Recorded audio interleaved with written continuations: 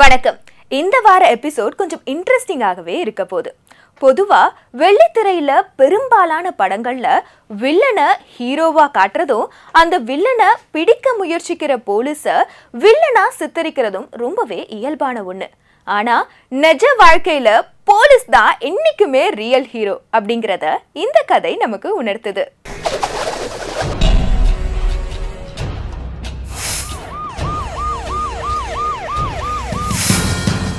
காவல் நிலையத்திலேயே தாதாயிசம். பிடிக்க சென்ற காவலர்களையே கொன்ற கொடூரம். சீரிய தோட்டாக்களில் அடங்கியது ரவுடியிசம். இந்த உரிமை யாருக்கெல்லாம் இருக்கு? காவல்துறைக்கு மட்டும்தான் இருக்கா? இது எல்லாருக்கும் இருக்குது. இதை காவல்துறை என்கவுண்டர் ஆறப்ப அதை காரணமா எடுத்துக்கிறாங்க. கோப்பியம், உண்மையும் பின்னணியும். யார் இந்த விகாஸ்? பல கொலைகளையும் கடத்தல் சம்பவங்களையும் ரொம்ப அசால்ட்டா செஞ்சு பெரிய டானா வலம் வந்துட்டு இருந்த விகாஸ ஒரு வழியா போலீஸ் என்கவுண்டர்ல சுட்டு கொண்டுட்டாங்க. விகாஸ் செய்த முன்வினையே இப்போ அவனோட உயிரை பறிச்சிருக்கு. இந்த சமூக விரோதியோட அட்டகாசத்தை விளக்குறது இந்த கோப்பியம். உத்தரப்பிரதேசத்தில் வன்முறையை தெரிக்க பல அப்பாவி உயிர்களை காவு வாங்கிய பிரபல ரவுடிதான் விகாஸ் துபே. கடந்த வாரம் கான்பூர் மாவட்டத்தின் சௌபேபூர் பகுதியை சேர்ந்த ராகுல் திவாரி என்பவர் காவல் நிலையத்தில் ஒரு புகார் அளித்துள்ளார். அதில் தன்னை சுட்டுக்கொள்ள விகாஸ் முயன்றதாக அவர் குறிப்பிட்டிருந்தார். இதையடுத்து விகாஸை கைது செய்ய ஜூலை 2ஆம் தேதி இரவு பிக்ரு கிராமத்தில் உள்ள அவரது வீட்டிற்கு போலீஸ் படை அங்கு விரைந்தனர். அப்பொழுது அங்கு மின்சாரம் தடைப்பட்டிருந்தது.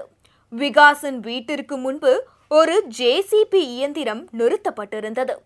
காவலர்கள் ஒருவர் பின் ஒருவராக ஜேசிபி இயந்திரத்தை கடந்து செல்ல ஆரம்பித்த பொழுது விகாஸ் வீட்டின் மேல் தளத்திலிருந்து சரமாரியாக துப்பாக்கி குண்டுகள் சீறி விழுந்தது. AK-47 உள்ளிட்ட ஆயுதங்கள் மூலம் தாக்குதல் நடத்தப்பட்டதாக கூறப்படுகிறது. எதிர்பாராத தாக்குதலில் நிலை குலைந்த காவலர்கள் எதிர் தாக்குதலை தொடங்குவதற்குள் சம்பவ இடத்திலேயே குண்டடிப்பட்டு பலியாகிவிட்டனர். ஒரு டிஎஸ்பி, 3 துணை ஆய்வாளர்கள், 4 கான்ஸ்டபிள்கள் என 8 பேர் இந்த தாக்குதலில் உயிரிழந்துவிட்டனர். போலீசார் திருப்பி சுட்டதில் 3 ரவுடிகள் கொல்லப்பட்டனர். விகாஸின் கூட்டாளி தயாசங்கர் அக்னிஹோத்ரி கைது செய்யப்பட்ட நிலையில் முக்கிய குற்றவாளியான விகாஸ் பின்வழியாக தப்பிவிட்டான். போலீசார் சுட்டுக் கொல்லப்பட்ட செய்தி காட்டு தீயாக பரவ இந்த செய்தி தேசிய தலைப்பு செய்தியாகவே மாறியது. இவர்களை உடனடியாக கைது செய்ய முதல்வர் யோகி ஆதித்யநாத் மாநில டிஜிபிக்கு உத்தரவிட்டார். ஒரு சிறப்பு காவல்துறை படையையே கொன்று போட்ட விகாஸின் பின்புலத்தை சற்றே பின்னோக்கி செல்வோம்.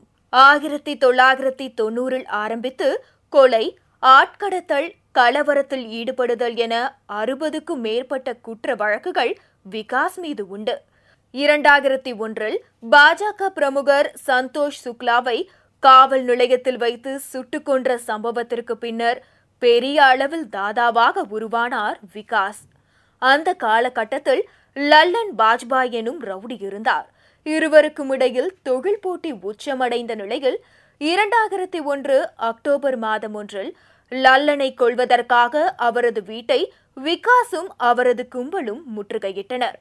குற்ற சமூக விரோதி செயல்படும் போதே ஆரம்ப காலத்திலே அவரை கிள்ளி எறிய வேண்டிய பொறுப்பும் அதிகாரமும் காவல்துறை கையில் இருக்கிறது. அந்த நிலைய பொறுப்பு அதிகாரி தன்னுடைய லிமிட்டில் அவருடைய பகுதியில் அவர்தான் அந்த மக்களுக்கு பாதுகாப்பாக இருக்க வேண்டியவர். அவருடைய உரிமைக்கும் உடைமைக்கும் பாதுகாப்பாக இருக்க வேண்டியவர். அவர்கள் அந்த உரிமையையும் உடைமையையும் பறிக்க நினைக்கின்ற, அவருடைய உரிமையில் தலையிடுகின்ற எந்த சக்தியையும் ஆரம்ப காலத்திலே அடக்கக்கூடிய பொறுப்பு அவரிடம் இருக்கிறது. அப்படி இருக்கையில் ஒரு நிறைய பேரை பழி வாங்கி அவர்களை கொலை செய்து அவர்களிடம் பொருள்களை பறித்து கொண்டு கட்ட பஞ்சாயத்து நடத்தி பணம் சம்பாதித்து அந்த பகுதியிலே ஒரு தாதாவாக வலம் வருபவன் கடைசியில் யாரோ ஒரு நேர்மையான அதிகாரி இதற்கு மேலேயும் அவனுடைய தொல்லையை தாங்க முடியாதுன்னு ஏகப்பட்ட வழக்கில் ஒவ்வொரு பிரபல ரவுடியும் கொலை செய்யப்பட்ட பிறகு இந்த மாதிரி என்கவுண்டரில் சுட்டு கொல்லப்பட்ட பிறகு அவனுடைய சரித்திரத்தை வெளியிடுகிறார்கள். மிகவும் கேட்பதற்கு வருத்தமாக இருக்கிறது. இவர் இத்தனை கொலைகளில் சம்பந்தப்பட்டவர், இத்தனை கொள்ளைகளில் சம்பந்தப்பட்டவர், இவருக்கு காவல்துறைக்கு சவாலாக இருந்தார், பொதுமக்களுக்கு மிகவும் தொல்லை கொடுத்து வந்தார் அப்படி என்று அவரை பற்றி சரித்திரம் படிக்கிறார்கள். அந்த அளவுக்கு விட்டது யார்? ஏன் விட வேண்டிய அவசியம் என்ன? தான் வசிக்கிற பிக்ரு கிராமத்துல தன்னுடைய செல்வாக்க நிலைநிறுத்திய விகாஸ் கிராமத்துக்கு வெளியே தன்னுடைய நேம் போர்டையே பதிச்சிருக்கிறாரு. அவரோட வீட்டுல அளவுக்கு அதிகமான ஆயுதங்கள் இருந்ததையும் போலீஸ் கண்டுபிடிச்சிருக்கு. போலீஸுக்கும் அரசு அதிகாரிகளுக்கும் லஞ்சமா பணத்தை வாரி இறைக்கிறது விகாஸோட ஸ்டைல். தனிப்பட தன்னை நெருங்கி வருது அப்படிங்கிறது 5 மணி நேரத்துக்கு முன்னாடியே விகாஸுக்கு தெரியுமா? அப்படி இருந்தும் விகாஸ் சிக்கியது எப்படி? இப்ப பார்க்கலாம். தகவல் அறிந்து அவரை காப்பாற்ற முயன்ற சந்தோஷ் சுக்லா உதவி கோரி ஷிவ்லி காவல் நிலையத்தை அணுகினார். அந்த தகவலை எப்படியோ தெரிந்து கொண்ட விகாஸும் அவரது கூட்டாளிகளும் காவல் நிலையத்திற்கே சென்று சந்தோஷ் சுக்லாவை சுட்டுக் கொன்றனர். சில மாதங்களுக்கு பின்னர் சரணடைந்த விகாஸ் சில மாதங்களிலேயே கொலைக்கு போதிய சாட்சிகள் இல்லை என்று சொல்லி அந்த வழக்கிலிருந்து விடுவிக்கப்பட்டார். காவல் நிலையத்தில் இருந்த காவலர்களே அந்த சம்பவத்தின் நேரடி சாட்சிகள். ஆனால் விகாஸின் அரசியல் செல்வாக்கு காரணமாக காவலர்கள் யாருமே அது பற்றி வாய் திறக்க மறுத்துவிட்டனர். விகாஸின் வளர்ச்சியில் முக்கிய கட்சிகளுக்கும் பங்கு உண்டு. பகுஜன் சமாஜ் கட்சியில் மட்டும் 15 வருடங்களுக்கு மேல் இருந்திருக்கிறார் விகாஸ். 2017 சட்டப்பேரவை தேர்தலில் வென்ற பாஜகவினர் பலரும் அதற்கு முன்னர் பகுஜன் சமாஜ், சமாஜ்வாதி கட்சிகளில் இருந்தவர்கள். அவர்களுடன் விகாஸுக்கு நெருங்கிய தொடர்பு உண்டு. எனவே என்கவுண்டருக்கு புகழ்பெற்ற யோகி ஆதித்யநாத் ஆட்சியிலும் விகாஸின் ராஜ்யம் நீடித்தது. ஜெயிலை பற்றிய கவலை விகாஸ் கும்பலுக்கு இல்லை என கூறப்படுகிறது. சிறையில் இருந்தபடியே பல குற்றங்களுக்கு அவர் திட்டமிட்டிருக்கிறார். தனது அடியாட்களை ஏவிவிட்டு பலரை கொலை செய்திருக்கிறார். தேவைப்பட்டால் சூழ்நிலையும் ஒத்துப்போனால் உறவினர்களை கூட கொலை செய்ய தயங்கியதில்லை விகாஸ். ரவுடி விகாஸ் துபேவை பிடிக்க சென்ற போலீசார் மீது விகாஸ் துபேயின் கூட்டாளிகள் நடத்திய தாக்குதலில் காவல்துறை துணை கண்காணிப்பாளர் தேவேந்திர மிஸ்ரா உட்பட போலீசார் 8 பேர் சம்பவ இடத்திலேயே உயிரிழந்ததை அடுத்து 25 தனிப்படைகள் அமைக்கப்பட்டு சுமார் 2000 போலீசார் விகாஸ் துபேவை தேடி வந்தனர்.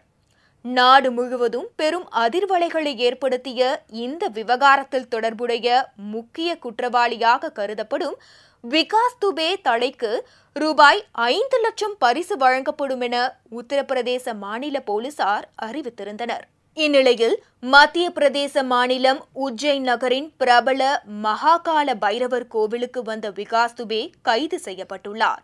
அவர் சரணடைந்தாரா அல்லது கைது செய்யப்பட்டாரா என்ற விமர்சனங்கள் ஒரு பக்கம் இருக்க, மகாகால பைரவர் கோவிலின் காவலரான லக்கன் யாதவ் எந்த ஆயுதங்களுமின்றி வெறும் கைகளால் விகாஸ் துபேவை மடக்கி பிடித்ததாகவும் கூறப்படுகிறது. இதனால் அவருக்கே ரூபாய் 5 லட்சம் பணம் கொடுக்கப்பட வேண்டும் என்ற கோரிக்கையும் தற்போது எழுந்துள்ளது.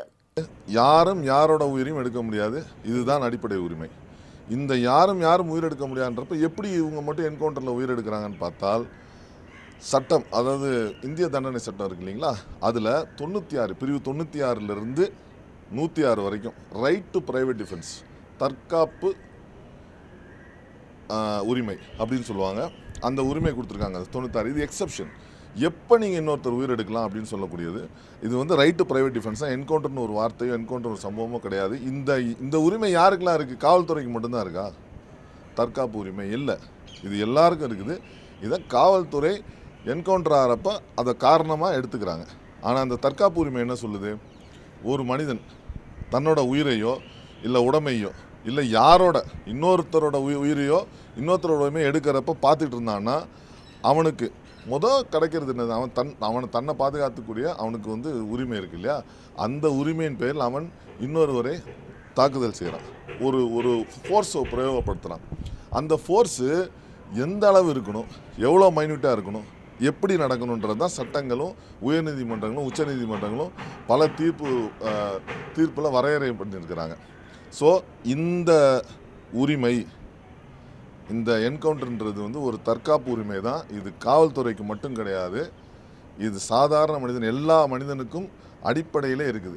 ஒரு வழியா விகாஸ் துபேவிற்கு முடிவு கட்டிய உத்தரப்பிரதேச போலீசார் ஆஸ் யூஷுவல் தங்களோட துப்பாக்கியை எடுத்துக்கிட்டு ரவுடி ஓடியதாகவும், அப்போ போலீஸை நோக்கி சுட முயற்சிக்கும் போது தற்காத்து கொள்ள போலீஸ் திருப்பி சுட்டதுல ரவுடி விகாஸ் துபே இறந்துட்டதாகவும் போலீஸ் தரப்புல அச்சு பெசராமல் கூறியிருக்கிறது காவல்துறையின் சூப்பர் டெம்ப்ளேட்.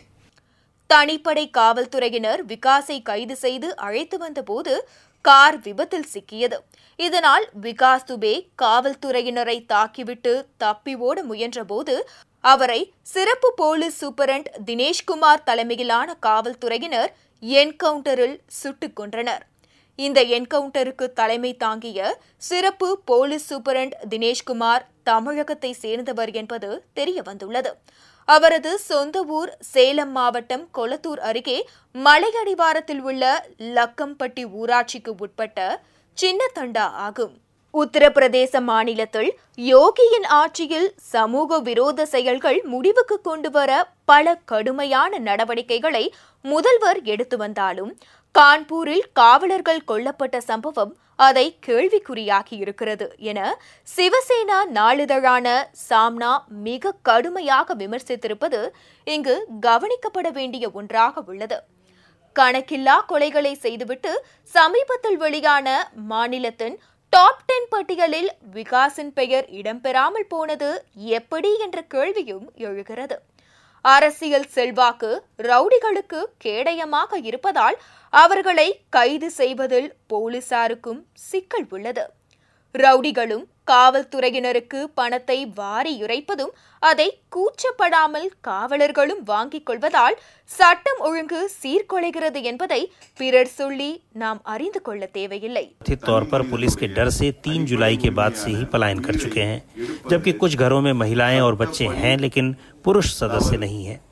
रात में करीब 8 बजे बिकरू गांव के भीतर पहुंचने पर अंधेरी सड़कों पर पसरे सन्नाटे को पुलिस और पीएसी के जवानों की बातचीत और चहलकदमी ही तोड़ती है। कुछ लोग घरों के बाहर चारपाई डाले मिल जाते हैं और कुछ मच्छरदानियों के भीतर सोने की तैयारी में है। ये अलग बात है कि हल्की सी आहट भी उन्हें चौकन्ना कर देती है। 2 जुलाई की रात से ही कटी बिजली अब जोड़ दी गई है, क्योंकि रोड लाइटें जल रही हैं और लोगों के घरों के भीतर बल्ब और ट्यूबलाइट भी जल रही हैं। विकास दुबे के घर से करीब 200 मीटर पहले कुछ ऊंचाई पर बना एक पक्का और छोटा मकान है। घर के बाहर मिथिलेश देवी सोनकर अपने कुछ बच्चों के साथ वहां बैठी मिली। हमें नजदीक आते देख अंदर चली गई, लेकिन बुलाने पर बाहर आ गई और बात करने को तैयार हो गई। विकास दुबे के मारे जाने की खबर उन्हें भी सुबह ही मिली थी। कहने लगी, हम लोगों के लिए तो बहुत अच्छे थे। नहीं, अभी सूचना प्राप्त हुई है कि जो विकास दुबे आ रहा था उसमें एसटीएफ की गाड़ी पलट गई और पलटने के बाद से उसके बाद से उसने पुलिस की वेपन छीनने की कोशिश की, भागा। उस दौरान पुलिस ने भी रिटेलिएटरी फायर किया है और उसमें घायल हुआ, जो बाद में हॉस्पिटल में ले जाया गया और वहाँ उसको डेड घोषित किया गया है। इसके बारे में ऑफिशियल वर्जन जब आएगा तो मुख्यालय के द्वारा रिलीज़ किया जाएगा। सर, बयान में क्या कबूला था? अभी तक कुछ बातें निकल के अभी एक वही चीज़ है, अभी तो रास्ते में आ ही रहा था।